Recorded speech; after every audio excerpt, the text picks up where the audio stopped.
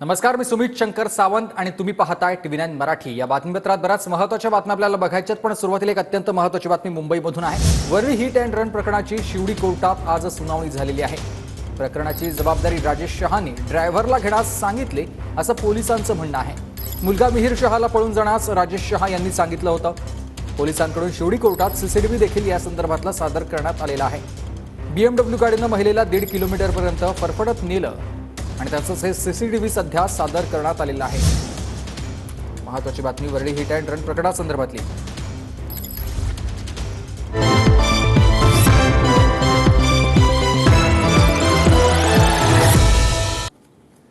आणि आता 90 महत्त्वाच्या बातम्यांचा आपण वेगवान आढावा घेऊया। मुंबईसह कोकण किनारपट्टीला हवामान विभागाचा रेड अलर्ट, प्रशासनाकडून नागरिकांना काळजी घेण्याच्या सूचना। पुणे, सातारा, सिंधुदुर्ग, रत्नागिरीला पावसाचा रेड अलर्ट, प्रशासनाकडून नागरिकांना सतर्कतेचा इशारा। ठाणे, पालघर, रायगडला पावसाचा ऑरेंज अलर्ट, प्रतितास 40 ते 50 किलोमीटर वेगानं वारे वाहण्याची शक्यता।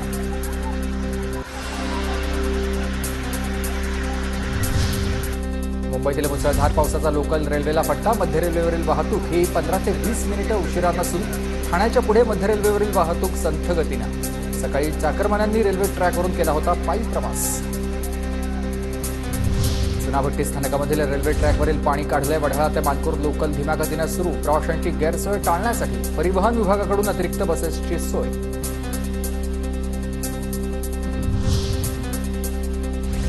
मुसळधार पावसाचा विमानां उड्डाणांवर देखील परिणाम झालेला आहे, तर नागपूर मुंबई विमान सेवा 4 तास विलंबानं। नागपूर विमानतळावर 1 मंत्री 5 आमदार अडकले। मुंबई विमानतळालाही मुसळधार पावसाचा फटका, दृश्यमानतेवर परिणाम झाल्यानं मुंबईत येणाऱ्या आणि जाणाऱ्या विमानांच्या वेळापत्रकावर परिणाम होण्याची शक्यता। मुंबईत रात्री 1 ते सकाळी 7 फक्त 6 तास 300 मिलीमीटर पावसाची नोंद। सकाळच्या सत्रातल्या शाळा महाविद्यालयांना सुट्टी। राज्यातल्या विविध जिल्ह्यात एनडीआरएफची पथकं तैनात। ठाणे, वसई, महाड, चिपळूण, कोल्हापूर, सांगली, सिंधुदुर्ग, सातारा, घाटकोपर, कुर्ल्यामध्ये एनडीआरएफच्या तुकड्या तैनात। मुंबईतील मुसळधार पावसानंतर महानगरपालिकेची संपूर्ण यंत्रणा अलर्टवर। आपत्ती व्यवस्थापन कक्षासह महानगरपालिकेचे सर्व आयुक्त, सहाय्यक आयुक्त, अन्य अधिकारी आणि कर्मचारी विविध ठिकाणी कार्यरत। तर अफवांवर विश्वास ठेवू नका, महानगरपालिकेचं मुंबईकरांना आवाहन। मुंबईत मुसळधार पावसानंतर मुख्यमंत्री एकनाथ शिंदेंची मंत्रालयातील आपत्ती व्यवस्थापन कक्षाला भेट। अधिकाऱ्यांकडून मुंबई आणि राज्यातील पावसाच्या स्थितीचा आढावा जाणून घेतला, तर मदत कार्य तसंच बचाव कार्याबाबत सूचना दिल्या। 80% लोकांचा लोकलमधून प्रवास, मग आगाऊ सूचना का नाही? सतेज पाटलांचा सवाल। तर कोल्हापुरातले 50 बंधारे पाण्याखाली, योग्य उपाययोजना करण्याचे आदेश दिल्याची ही माहिती। ही वेळ राजकारणाची नाही, नागरिकांना मदतीची गरज आहे। गरजेशिवाय नागरिकांनी बाहेर पडू नये, मुंबईकरांनी सावधगिरी बाळगावी। मुख्यमंत्री शिंदेंची TV9 मराठीला प्रतिक्रिया। मंत्री अनिल पाटील आणि आमदार अमोल मिटकर यांची पालिकेच्या कंट्रोल रूमला भेट। मुसळधार पावसाचा मंत्री आणि आमदारांनाही फटका। कुर्ल्यात हावडा एक्सप्रेसमध्ये 10 ते 12 आमदार अडकले होते। 6 तासात 300 मिमी इतका पाऊस पडला। वर्षभरामधील पावसाच्या 10% पाऊस एका रात्रीत झाल्यामुळे समस्या निर्माण झाली। मुंबई, महाराष्ट्रात पूर, वादळ, दुष्काळाचा परिणाम जाणवलेला आहे।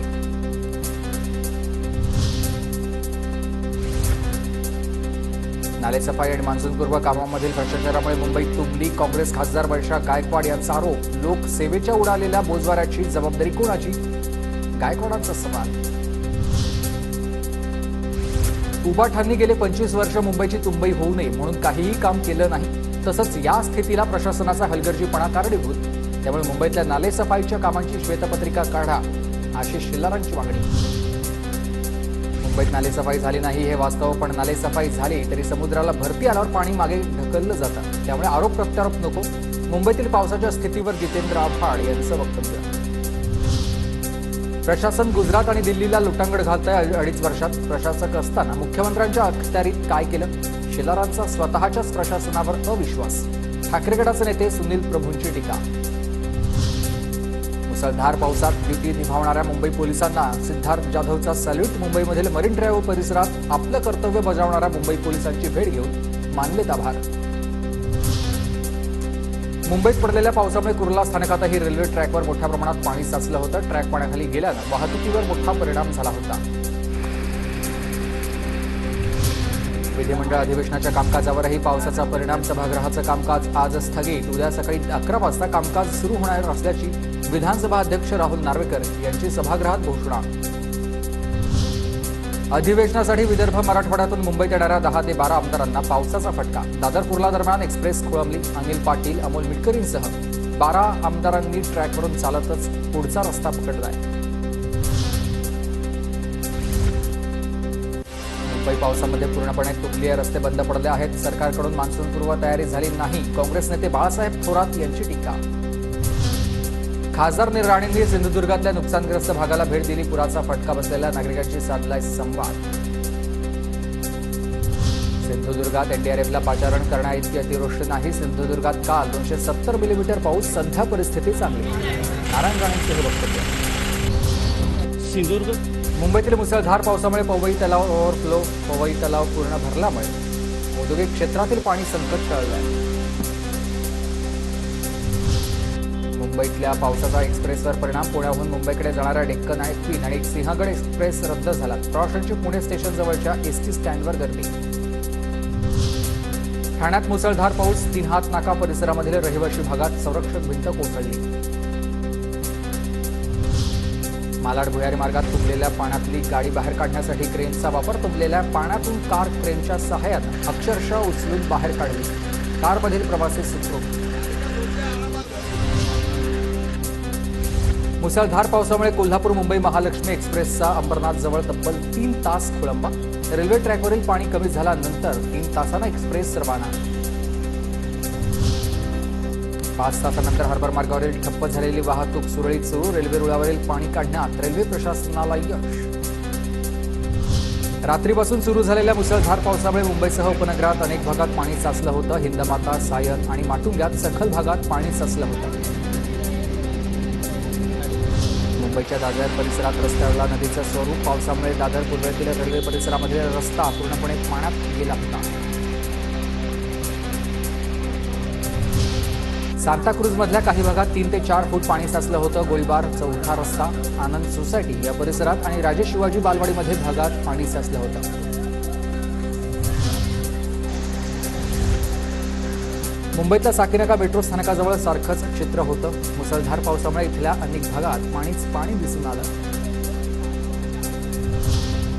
अंधेरी पश्चिमेकडील अंबोली भागामध्ये अनेक घरात पाणी शिरलं होतं. रात्रीपासूनच सुरू असलेल्या पावसामुळे नागरिकांची तारांबळ. रायगडमधल्या मुरुड तालुक्याला चिकणी पूल अतिवृष्टीमुळे खचला. बॅरिगेटिंग करून खचलेल्या बाजूकडची वाहतूक बंद ठेवण्यात आली. एकेरी वाहतूक सुरू. रत्नागिरीतील राजापूर तालुक्याला मुसळधार पावसानं झोडपला. कोकणामध्ये निसर्गाचं सौंदर्य खुललं. राजापूर डोंगरावरील धबधबे प्रवाहित. अकोला जिल्ह्याला घरप खुर्दमध्ये पुराच्या पाण्यात अडकलेल्या 14 जणांची सुटका. नाल्याला आलेल्या पुरात अडकले होते 14 कामगार. वंदे मातरम बचाव पथक आणि जिल्हा आपत्ती व्यवस्थापनानं केली सुटका. किल्ले रायगडावर जाणाऱ्या वाटा बंद. जिल्हा प्रशासन आणि पोलिसांचा निर्णय. पावसाळ्यात धोकादायक स्थितीच्या शक्यतेमुळे प्रशासनानं बॅरिगेड्स लावून मार्ग रोखले. रायगडमध्ये मुसळधार पाऊस. अनेक नद्या तुडुंब. किल्ले रायगडावरील महादरवाजातून कोसळणाऱ्या पाण्याचं रौद्ररूप कॅमेरामध्ये कैद. किल्ले रायगडावर जाणारे रस्ते बंद.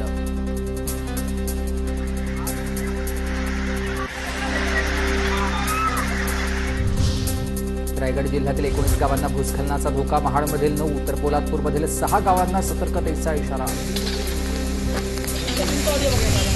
भुसावळमधील हतनूर धरणाचे 4 दरवाजे उघडले. तापी नदीपात्रामध्ये धरणामधून 7,628 क्युसेक पाण्याचा विसर्ग. कुडाळजवळील पावशी गावाला पुराचा वेढा. पुरात अडकलेल्या लोकांना बाहेर काढण्याचं काम सुरू. एनडीआरएफ पथकाकडून बचावकार्य. रत्नागिरीतील अर्जुना आणि गोदावरी नदीच्या पुरामुळे व्यापाऱ्यांचं मोठं नुकसान. पूर ओसरल्यानंतर व्यापाऱ्यांकडून दुकानामध्ये चिखल काढण्याचं काम सुरू. रत्नागिरीला मुसळधार पावसाचा तडाखा. थोर निमको धबधब्यानं धारण केले रौद्र रूप.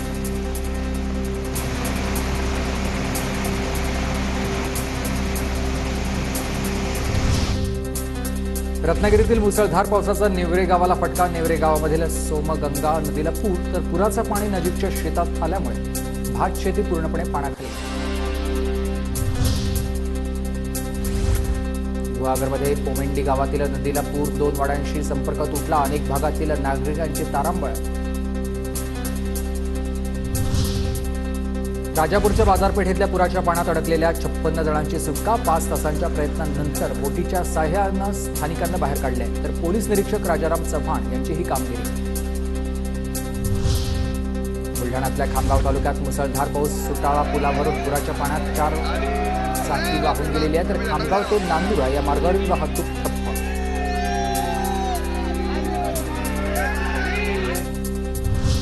बुलढाण्याच्या खामगाव तालुक्यात मुसळधार पाऊस, तर नदी नाल्यांना पूर. मुसळधार पावसामुळे खामगाव ते नांदुरा महामार्ग बंद. कोल्हापुरात पंचगंगा नदीच्या पाणी पातळीमध्ये झपाट्यानं वाढ. कोल्हापूरमध्ये पंचगंगा नदीची पाणी पातळी 30 फुटांवर, तर इचलकरंजी शहरात 57 फुटांवर. कोल्हापुरात जिल्ह्यातील 51 बंधारे पाण्याखाली. राधानगरी धरणामधून 1300 क्युसेकनं विसर्ग सुरू. राष्ट्रवादी शरदचंद्र पवार पक्षाला निवडणूक आयोगाची मान्यता. निवडणूक आयोगासमोर झालेल्या सुनावणीनंतर पवार गटाला दिलासा. आता शरदचंद्र पवार पक्षाला देणगी स्वीकारता येणार आहे.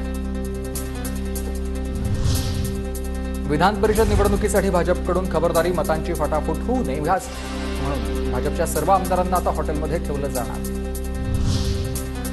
विधान परिषद निवडणुकीच्या पार्श्वभूमीवर ठाकरे गट सुद्धा आपल्या आमदारांना हॉटेलमध्ये ठेवणार. मतांची फाटाफूट होऊ नये यासाठी ठाकरे गटाची रणनीती. तर आम्ही 12 आमदार आहोत आणि आम्ही आमच्या घरी राहणार. साहेब सांगतील तसं होईल. जितेंद्र आव्हाड यांचं हे वक्तव्य. तर सगळ्या पक्षांनी याबाबत गांभीर्यानं विचार करावा. सुप्रिया सुळेंचा सल्ला. विरोधी पक्षनेत्यांनी घेतली देवेंद्र फडणवीसांची भेट. सभागृह तहकूब झाल्यानंतर आमदारांची अनौपचारिक भेट.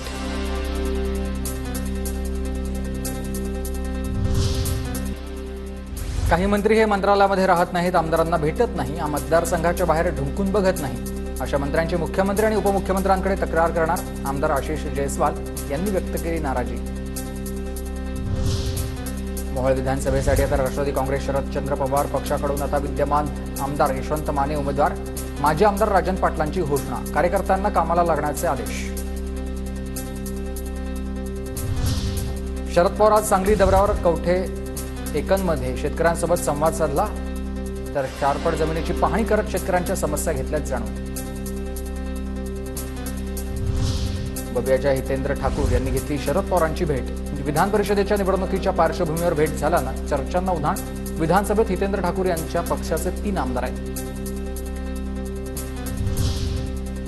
राजू शेट्टींसोबत गेलेले अपक्ष किंवा इतर पक्षाचे आम्हाला फटका बसणार नाही. भागवत कारडे यांची प्रतिक्रिया. तर ठाकरे गटासह इतर पक्षातल्या 10 ते 12 नगरसेवकांची भाजपात सहभागी होण्यासाठी रांग असल्याचाही दावा.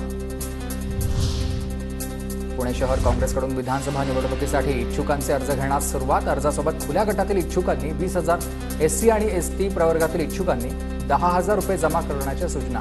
5 ऑगस्टपर्यंत अर्ज स्वीकारले जातील. रविवारी संध्याकाळी आमदार संजय शिरसाट यांच्या गाडीवर दगडफेक. अज्ञात व्यक्तीने शिरसाट यांच्या गाडीवर दगडफेक केल्याचा प्रकार समोर.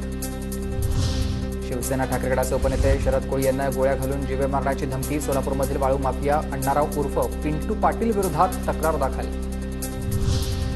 परभणीनंतर मनोज जरांगे पाटील आज नांदेडमध्ये. 12 जेसीबीमधून पुष्पवृष्टी. शांतता रॅलीचा आजचा 3रा दिवस.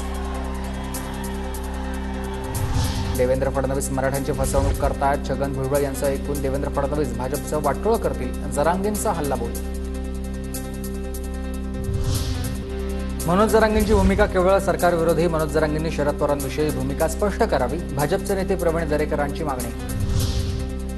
तासगावमध्ये राष्ट्रवादीच्या कार्यकर्त्यांनी शरद पवारांसमोर रोहित पाटलांचे बॅनर झळकवले. आमचं ठरलं यंदा दादाच आमदार अशा आशयाचे बॅनर. खासदार निलेश लंकेंचं शेतकरी जन आक्रोश आंदोलन स्थगितीमध्ये. राधाकृष्ण विखे बंदी तोडण्यासाठी आता वेळ मागितल्यानं 3 दिवसांपासून सुरू असलेलं आंदोलन स्थगित करण्यात आलं. 15 जुलैपर्यंत शेतकऱ्यांना पीक विमा रक्कम देण्यात येणार. 5,80,000 शेतकऱ्यांच्या खात्यात 853 कोटी जमा करणार. मंत्री दादा भुसेंची माहिती.